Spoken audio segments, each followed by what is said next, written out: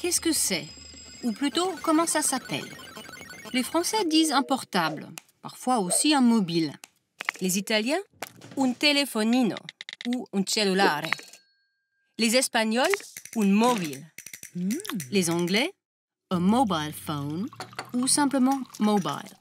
Les Américains, cellular phone ou cell phone. Mais qu'est-ce qu'on dit nous, les Allemands? Eh bien, on dit handy. Le mot anglais signifie en gros maniable, pratique, utile. Et n'a donc que peu à voir, a priori, avec le fait de téléphoner. Si un Allemand demandait à un Britannique s'il peut passer un coup de fil sur son handy, il verrait les cheveux de ce dernier se dresser sur sa tête. S'agit-il donc d'un pseudo-anglicisme? Nous, les Allemands, nous adorons les mots anglais. Ils sonnent modernes, cosmopolites, ils ont de la classe. Le mot handy est-il le fruit du fanatisme délirant des Allemands pour tout ce qui est anglais ou semble l'être? L'affaire est plus compliquée que cela, et nous rachète un peu, nous les Allemands. Le mot handy, pour qualifier un téléphone portable, n'est pas une invention à 100% allemande.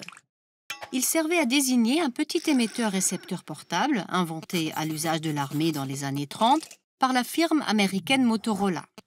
Contrairement aux talkie-walkie, généralement gros comme des sacs à dos, ces appareils de la taille d'un combiné téléphonique tenaient dans la main, d'où leur nom, handy-talkie. Le mot handy entre dans le vocabulaire allemand au milieu des années 80 et sert à qualifier un petit émetteur-récepteur amateur, par allusion sans doute à ces handy-talkies.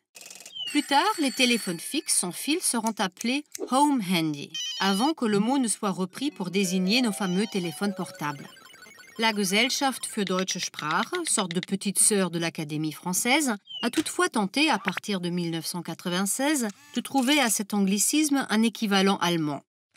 Ces propositions assez farfelues sont allées de Anrufli, de anrufen, appeler, à Phony, de téléphone, en passant par Orli, de Ohr, oreille, Tragi, de tragbar, portable, ou encore Nervi, de nervig, énervant. Dommage que Nervi ne se soit pas imposé. C'était quand même le plus adéquat.